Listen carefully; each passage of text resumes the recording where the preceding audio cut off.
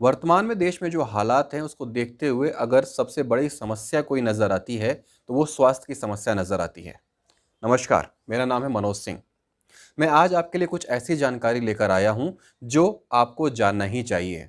और ये जो जानकारी है वो स्वास्थ्य समस्याओं को लेकर है। क्या आपको पता है कि अगर आप दुर्घटना में कहीं घायल हो गए हों और आपको तत्काल किसी अस्पताल लेके जाया जा रहा है, तो अस्पताल के चिकित्सक या वहाँ के स्टाफ यह कहकर आपका इलाज करने से इनकार नहीं कर सकते कि सबसे पहले पुलिस की कार्रवाई पूरी करनी पड़ेगी। या फिर क्या आपको मालूम है कि अगर कोई अस्पताल सुविधाएं न होने के नाम पे, जगह न होने के नाम पे आपको भर्ती करने से ही इनकार कर दे, तो फिर आपके लिए राहत की बात क्या होगी? या फिर कोई डॉक्टर लापरवाही से आपका ऑपरेशन करता है और ऑपरेशन करने के बाद ऑपरेशन की कुछ वस्तुएं आपके शरीर के अंदर ही छोड़ देता है, जो बाद में आपके लिए जानलेवा साबित हो सकती है। तो ऐसी कुछ स्थिति अगर आपके जीवन में आती है तो आप क्या करेंगे? वो कौन से प्रावधान हैं जिसके अंतर्गत आपको राहत मिल सकती है? तो सबसे पहले हम शुरू करेंगे 1989 के एक मामले को, जिसको कहा जाता है परमानंद कटारा बनाम भारत संघ। परमानंद कटारा बनाम भारत संघ एक ऐसा लैंडमार्क केस है जिसमें सुप्रीम कोर्ट ने जो अपनी बातें कही हैं, अब वो सभी के लिए एक कानून बन चुका है। परमानंद कटारा का जो मामला था उसमें वो दुर्घटना में घायल हो गए थे और दुर्घटना में घायल होने के बाद जब इलाज के लिए ले जाया जा रहा था तो इलाज के वक्त डॉक्टरों ने ये कहने से इलाज करने से मना कर दिया कि सबसे पहले आप पुलिस की कार्रवाई करिए, उसके बाद हम इलाज बाद में शुरू करेंगे। सुप्रीम कोर्ट में जब इस मामले में बहस चली तो सुप्रीम कोर्ट ने सीधे निर्देश दिया कि दंड प्रक्रिया संहिता यानी कि सीआरपीसी के निर्देशों के अनुसार डॉक्टर पहले इलाज करेंगे, क्योंकि इलाज करना उनका कर्तव्य है और पुलिस की कार्रवाई बाद में भी हो सकती है।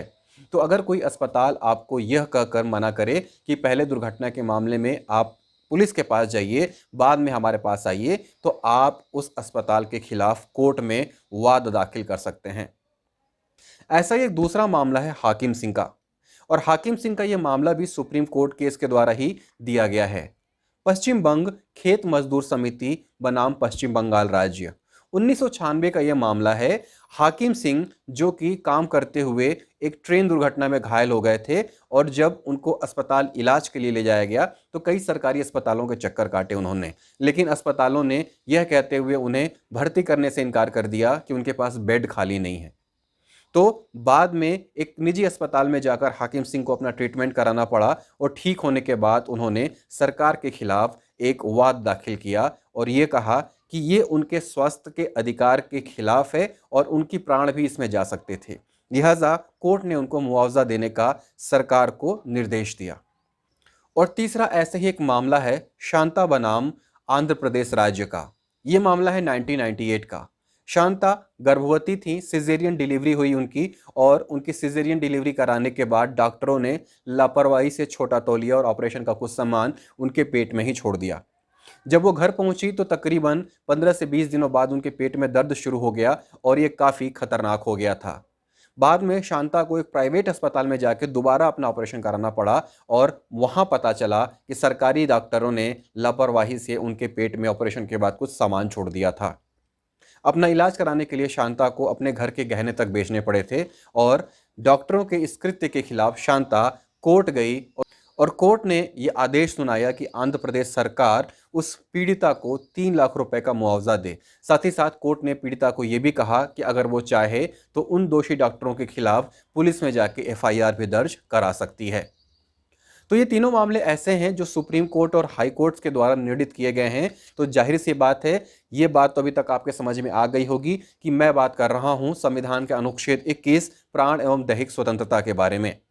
जब भी आपकी जान पर बनाए तो कोई भी सरकारी संस्था आपका इलाज करने से इनकार नहीं कर सकती, क्योंकि वहां पे आपके जान जाने का खतरा है।